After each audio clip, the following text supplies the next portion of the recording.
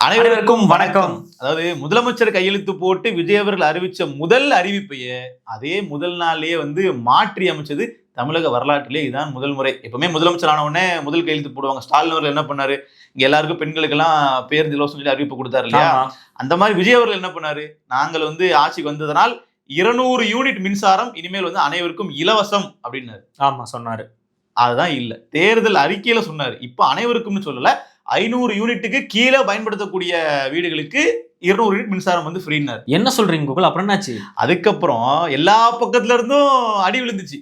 என்னது, தளபதி தாக்கப்பட்டாரா? ஆமா, ஒரே நாள்ல பாத்தீங்கன்னா எல்லா பக்கத்தும் தாறுமாற அடி விழுந்ததுக்கு அப்புறமா இல்லையா, 500 யூனிட்டுக்கு மேல பயன்படுத்தினீங்கன்னா ஏற்கனவே உங்களுக்கு 100 யூனிட் இலவச மின்சாரம் கொடுத்தாங்க பாத்தீங்களா, அந்த திட்டம் தொடரும் அப்படின்னு முதல் நாள் அறிவித்த திட்டத்திலேயே சில மாற்றங்களையும் அவர்கள் அமல்படுத்தியிருக்காங்க. இது தாக்கப்பட்டதுக்கு பின்பு நடந்தது, பின்னாடி. அதுக்கு முன்னாடி நடக்கல. இதுல இன்னும் பல விஷயங்கள்ல தாக்கப்பட்டிருக்காங்க முதல் நாள்லயே. சொல்லுங்க. அதாவது பதவியேற்பப்போ ஒரு 3 பாடல்கள் ஒலிக்குது. அந்த ஆர்டரை வச்சுதான் இப்ப பிரச்சனையே. முதல்ல வந்தே மாதரம்னு ஒரு பாட்டு, அது மோஸ்ட்லி பதவியேற்கும் போதெல்லாம் ஒலிக்கப்படக்கூடிய பாடல் கிடையாது.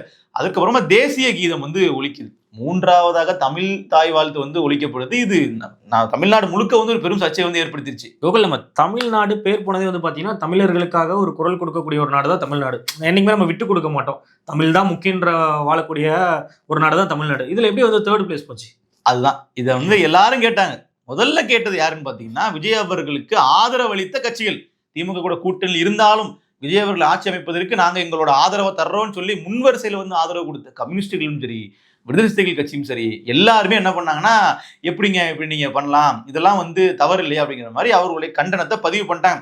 இல்ல, திருமாவளவன் தான் ஹைலைட்டே. என்ன பண்ணாரு? வந்தே மாதரம் பாட்டெல்லாம் நீங்க அதுல சேர்க்கவே கூடாது. அது ஒரு மத சார்புள்ள கருத்துக்கள் உள்ள பாடல். அது செக்யூலரிசம் பேசக்கூடிய தாவேக்கா இதெல்லாம் பண்ணலாம் அப்படிங்கிற மாதிரி ஒரு முழு நில பக்கத்துக்கு பாடம் எடுத்திருக்கிறாரு. இல்ல கோகுல், இன்னைக்குதான் வந்திருக்காங்க, ஆட்சி அமைச்சிருக்காங்கன்னு கேட்பாங்கல்ல. இல்ல, அதுதான் இப்படி கேட்டதுக்கு விஜய் அவர்கள் தரப்புல இருந்து தாமதமா ஒரு பதில் சொன்னாங்க. ஆனா இதுக்கு இடையில இன்னொரு தரமான சம்பவம் நடந்துச்சு. என்ன? இப்படி இப்படி எல்லா பக்கத்துல இருந்தும் கேள்விகள் அடுக்குனாங்க. தமிழ் தாய் வாழ்த்து ஏன் 3வது போச்சுன்ட்டு அடுக்குனாங்களா, அடிச்சாங்களா? 2 தான். அதுக்கப்புறம் என்னாச்சு தெரியுமா, தற்காலிக சபாநாயகர் பதவியேற்கக்கூடிய விழா சட்டமன்றத்தில் நடக்குது. அங்கேயும் பாத்தீங்கன்னா இதே ஆர்டர்ல பாடல் வருது. என்ன கோகுல், சுத்தி அடிக்கிறாங்க. ஆனாலும் மறுபடியும் இதே ஆர்டர்ல பாடல் வருது. தமிழ் தாய் வாழ்த்து 3வது இடத்துக்கு கொண்டு செல்லப்படுது. தமிழ்நாட்டுல இப்படி நடக்கிறதெல்லாம் புதுசா இருக்கே. கரெக்ட், புதுசா தான் இருக்கு. இதுல இன்னொன்னு என்னன்னா, திருமாவளவருக்கு என்ன மரியாதை? ஒருத்தர் அறிக்கை விடுறாரு. அறிக்கை விட்டதுக்கு அப்புறமாவும் நீங்க என்ன பண்றீங்க? ஆளுநர் கூட இருக்கும்போது நீங்க சட்டமன்றத்துல என்ன பண்றீங்க, சபாநாயகர் பதவி இருக்கும்போது நீங்க இப்படி பண்றீங்கன்னா, அப்புறம் எங்க தலைவர் திருமாவுக்கு என்ன மரியாதை, அவர் சொல்லக்கூடிய அறிக்கைக்கு என்ன மரியாதை கேள்வி இருக்கா இல்லையா? அண்ணனுக்கு ஒரு மரியாதை இல்லையா? அப்படி ஒரு படம் வந்தா பாத்துக்கலாம்னு சொல்ற மாதிரி தானே இருக்கு. அதுக்கப்புறம் என்ன தெரியுமா, ஆதவர்ஜன் அவர்கள் ஒரு விளக்கம் கொடுக்குறாரு. என்ன சொல்றாருன்னா, யாரு? அமைச்சர் ஆதவ். ஆமா, இன்னைக்கு அமைச்சர் ஆதவங்க. ஆமா, அமைச்சர் ஆதவர்ஜன் என்ன விளக்கம் கொடுக்குறாருன்னா, ஏங்க நாங்களாம் அந்த பாடல் அந்த ஆர்டர்ல போடல, ஆளுநரினுடைய வற்புறுத்தலின் மூலம் நாங்க அந்த மாதிரி பண்ணோம், இனிமே நாங்க பண்ண மாட்டோங்கிறாரு. எவ்வளவு அவமானம், எவ்வளவு மோசமான ஸ்டேட்மெண்ட் பாருங்க. அவரே மாட்டி விட்டாரு. நீங்க ஆதவர்ஜன் அவர்கள் ஆட்சி அமைப்பதற்கு முன்னாடிதான் வாய் விடுவாரு, பேசிடுவாருன்னு பார்த்தோம்னா, இப்போ விஜய் அவர்கள் மாட்டி தான் விட்டுருக்காரு. அது என்ன சொல்ல வரீங்க? ஆளுநர் அவர்களினுடைய அதிகாரத்துல நாங்க என்ன பண்ணோம், அப்படி பண்ணிட்டோம், நாங்களா அதை பண்ணலங்கிறீங்க. அவர் சொன்னா நீங்க பண்ணுவீங்களா?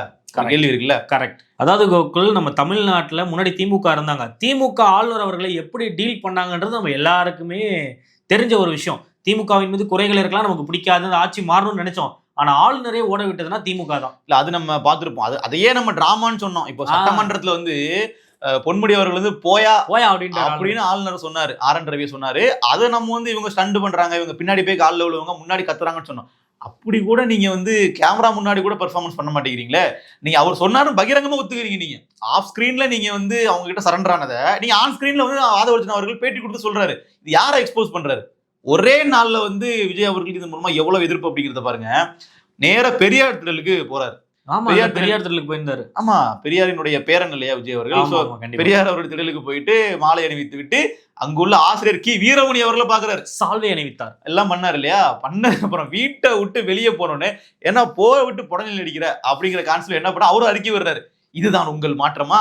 இதுதான் நீங்கள் தமிழ்நாட்டு கொண்டு வந்த மாற்றமா? மரபை மாற்றுவதுதான் மாற்றமா? இதான் மாற்று அரசியல்னு சொல்லி விஜய் விமர்சிச்சு அவரு பேர் அறிக்கை வர்றாரு. மீண்டும் தளபதி தாக்கப்பட்டாரா? மறுபடியும் தாக்க போறாரு. இந்த கேப்ல கம்யூனிஸ்டுகள் அங்க 2 பக்கமும் தாக்குறாங்க. மீண்டும் தாக்குதலா? இப்படி தொடர் தாக்குதலுக்கு ஒரே நாள்ல தமிழ்நாட்டினுடைய முதலமைச்சர் ஜோசப் விஜய் அவர்கள் ஆளாகி இருக்கிறார். மகிழ்ச்சி. கோகுல், இதை தொடர்ந்து நேற்று வந்து பார்த்தீங்கன்னா சமூக வலைதளங்களில் ரொம்ப ட்ரெண்டிங்காக போயிட்டு இருந்தது வந்து பார்த்தீங்கன்னா த்ரிஷா அவர்கள். நமக்கு அவங்க த்ரிஷா, புலிகேசியின் தொண்டர்களுக்கு அவங்க வந்து அந்நியார். புலிகேசினா என்ன கோகுல்? இல்லை கோகுல், அவங்கள தற்கொலைன்னு சொன்னால் அரெஸ்ட் பண்ணுவாங்களா? கமெண்ட்ல வந்து நம்மளுடைய சப்ஸ்கிரைபர் ஒருத்தர், அண்ணா நீங்க புலிகேசி என்று அழைங்கண்ணா, அது 25ஆம் புலிகேசின்னு சொல்லுங்க, வாடிக்கையாளர்களுடைய வேண்டுதலுக்கு ஏற்ப புலிகேசி என்று பெயர் சூட்டப்பட்டுள்ளது. சரி, 25ஆம் புலிகேசின்னு கூட சேர்த்து வேணாம், வெறும் புலிகேசி கஷ்டமா இருக்குல்ல.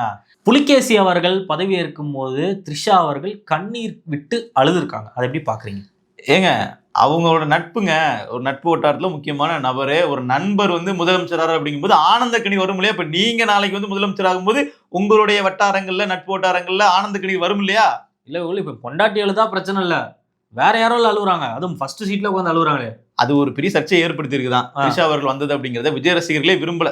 விஜய் ரசிகர்கள் இல்லப்பா, தாவேகா தொண்டர்களே விரும்பல. புலிகேசியின் தொண்டர்கள், அதாவது தமிழக வெற்றி கழகத்தினுடைய அந்த ஹார்ட் கோர் தொண்டர்களே என்ன பண்ணல அப்படின்னு பாத்தீங்கன்னா, த்ரிஷா அவர்கள் எதுக்கு வந்தாங்க, நேத்து நைட்டே போட ஆரம்பிச்சிட்டாங்க. நாளைக்கு இவங்க வேற வருவாங்களே, இவங்க வந்தா நமக்கு பிரச்சனையேன்னு சொல்லி அந்த அளவுக்கு நேத்தே புலம்ப ஆரம்பிச்சிட்டாங்க.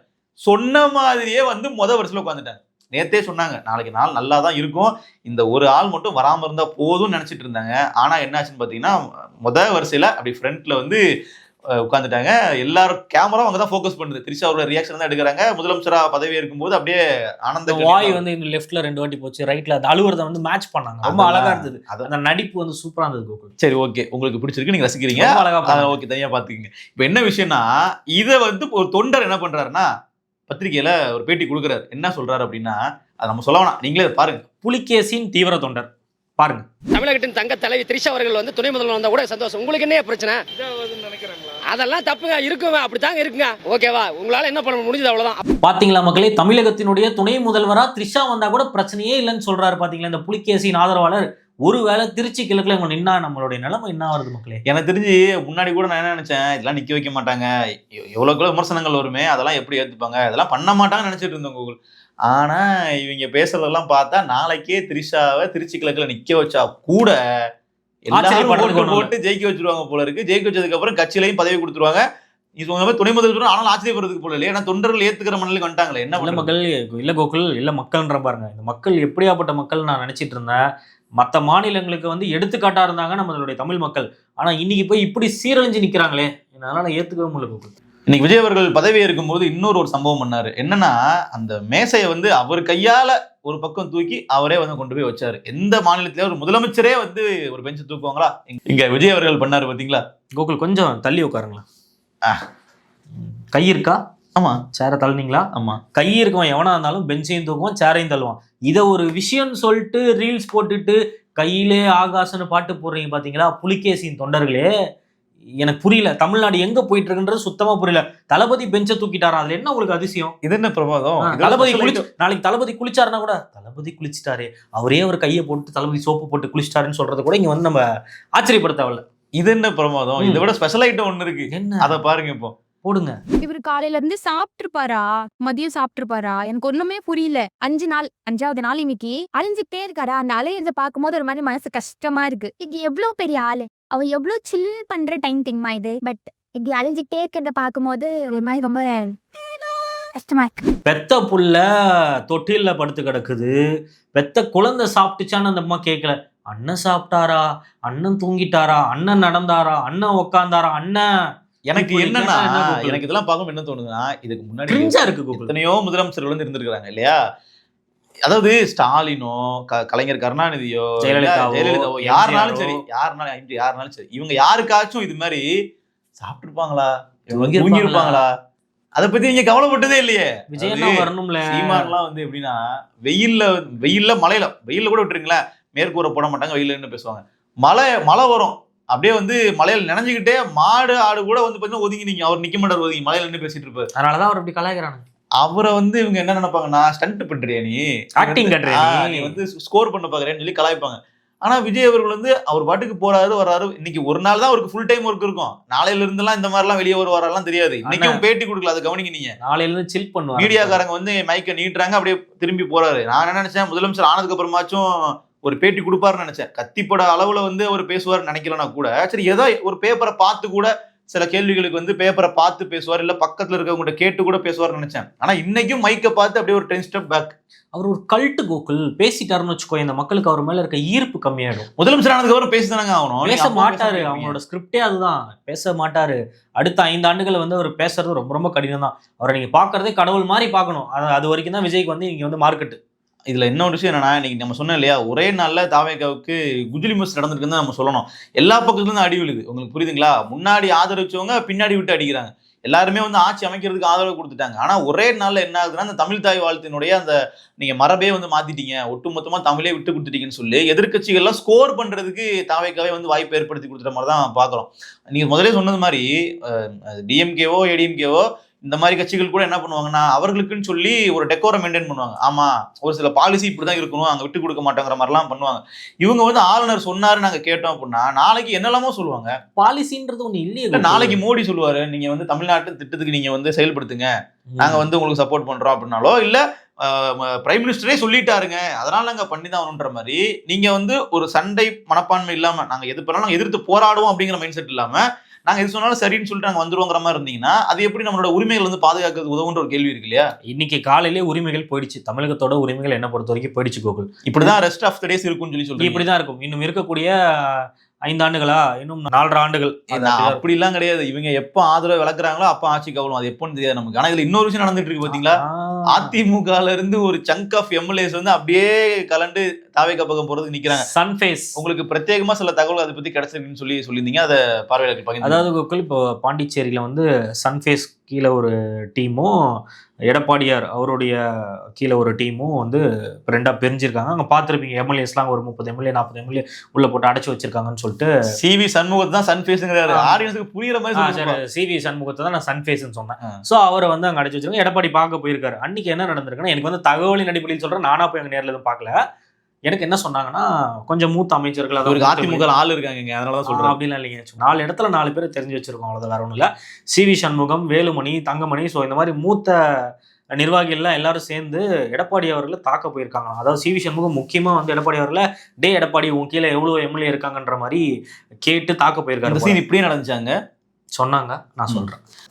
ஸோ இது வந்து இப்போ நமக்கு வந்த தகவலின் அடிப்படையில் பார்த்தீங்கன்னா, சிவி சண்முகம் அவருடைய தலைமையில் சுமார் ஒரு 30-32 எம்எல்ஏ வந்து பார்த்தீங்கன்னா தாவேகா தலைவர் விஜய் அவர்களிடம் போயிட்டு சரண்டர் ஆகிறதுக்கான வாய்ப்பு. அத்தனை எம்எல்ஏகள் வெளியே வந்தாங்கன்னா அதிமுகவே இந்த பக்கம் வர்ற மாதிரி கணக்காயிரும். அவர்களை பதவி நீக்கமும் பண்ண முடியாது. கண்டிப்பா கட்சி தாவுனாங்கன்னா என்ன பண்ணுவாங்கன்னா எம்எல்ஏக்களை பதவி நீக்கம் பண்ணுவாங்க.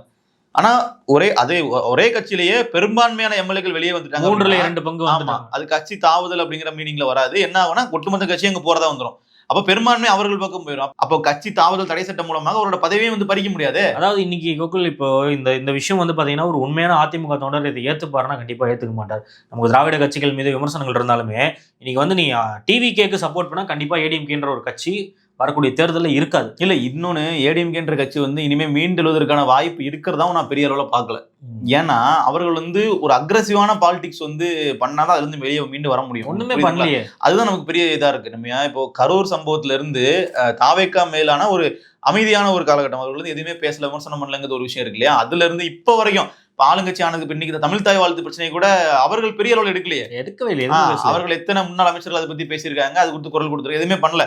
இதெல்லாம் அவர்கள் கையில் எடுக்க வேண்டிய பிரச்சனை தான். உங்களுக்கு புரியுதுங்களா? எடுக்க மாட்டாங்களே. விஜய் வருவாரு, நம்ம வந்து முதல்வர் விஜய் எப்படி வந்து உங்களை முதல்வராக்குவாரு? அதை முதல்ல வந்து எடப்பாடி பழனிசாமி அவர்கள் மனதில் வைத்துக்கணும். இன்னொன்னு, சோசியல் மீடியால வந்து ஏடிஎம்கே வந்து ரொம்ப வீக்கா இருக்காங்க. நீங்க என்ன வேணா நினைச்சுக்கோங்க. இல்ல, அவர்களே பதிவிட்டாங்க. அது வந்து அவர்களே வந்து அதிமுகவினரே வந்து ஒத்துக்கிட்டாங்க. நம்ம ரொம்ப வீக்கா இருக்கிறோம் பாருங்க, திமுக காரங்க தாவேகாரங்க எல்லாம் எவ்வளவு தூரம் ஆக்டிவா இருக்கிறாங்க, நாம ரொம்ப பின்தங்கிருக்கோம், அவர்களே ஒத்துக்கிட்டாங்க. அவர்கள் வந்து கடந்த தேர்தலை விட பெர்ஃபார்மன்ஸ் இந்த மாதிரி சமூக நல்லா பண்ணாங்க, இல்லன்னு இல்லை. ஆனா அது அது ரொம்ப ரொம்ப பின்தங்கிய அளவுல தான் இருக்கு. ஆமா. ஸோ இப்போ அதனால அப்போ அந்த எம்எல்ஏக்கள் அங்கே போனாங்க அப்படின்னா அதிமுக கட்சிக்கு ஒரு பெரிய அது ஒரு சிக்கலை வந்து ஏற்படுத்தும். கண்டிப்பாக போக போகிறாங்க. இன்னும் ஓரிரு நாட்களில் வந்து பார்த்தீங்கன்னா உங்களுக்கு நியூஸே வரும். ஆனால் அது தாவேகாவுக்கும் பெரிய சிக்கலை ஏற்படுத்துமே. ஏன் சிக்கலை ஏற்படுத்தும்? ஏன்னா இப்போ தாவேகால நான்லாம் அமைச்சராயிருவேன் அப்படின்னு சொல்லி நிறைய எம்எல்ஏக்கள் கனவு கண்டுகிட்டு இருப்பாங்க. 9 பேர் அமைச்சர் ஆக்கிட்டாங்கன்னு வச்சுக்கோங்களேன். 9 பேர் அமைச்சர் ஆக்கிட்டாங்க. இன்னும் வந்து பார்த்தீங்கன்னா கிட்டத்தட்ட 27 பேர்கிட்ட அமைச்சர் அவர்கள் ஆக்கலாம் இல்லையா?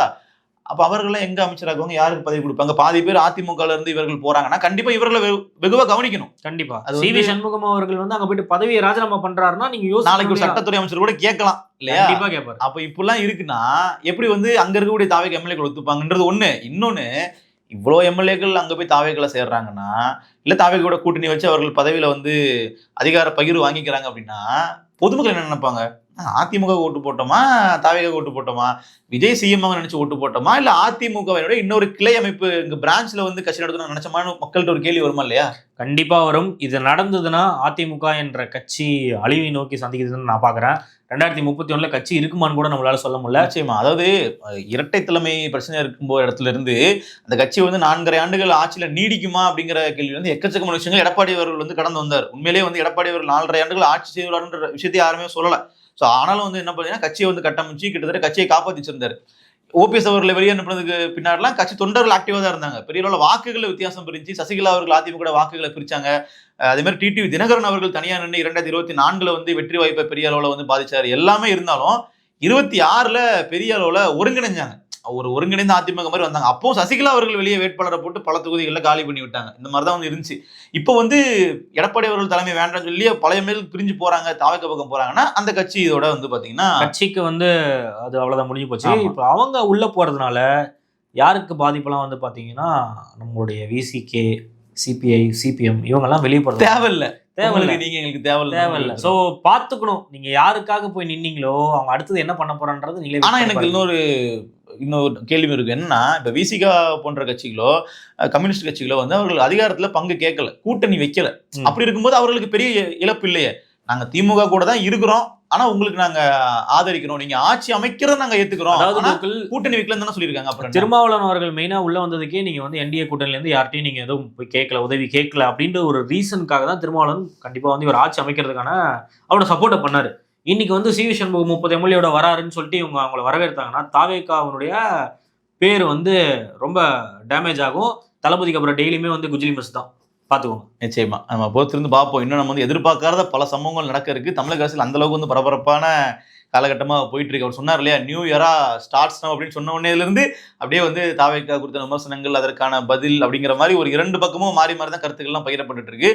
ஒரு விஷயத்தை தவறாக அவர் பண்றாங்க, ஆனா தவறுன்னு சொன்ன உடனே நாங்க மாத்திட்டோம் பாத்தீங்களாங்கிற மாதிரி கொண்டு வர்றாங்க. ஆனா நீங்க தவறுன்னு சொல்லி சுட்டி காட்டுறதுக்கு முன்னாடியே நீங்க சரிவர ஆராய்ஞ்சு நீங்க சரியா பண்ணணுங்கிறதா இங்க இருக்கிற விஷயம். பண்றது 4 விஷயமே தவறா பண்ணிட்டு மாத்திட்டு இருந்தா எப்படி இல்ல அடுத்தடுத்து நம்ம கொஞ்சம் காலம் கொடுப்போம். இப்ப அவங்க விஜய் அவகாசம் கேட்டிருக்காரு இல்லைங்க, கொஞ்சம் அவகாசம் கொடுங்க, அதுக்கு விடாம அடிப்பீங்களா?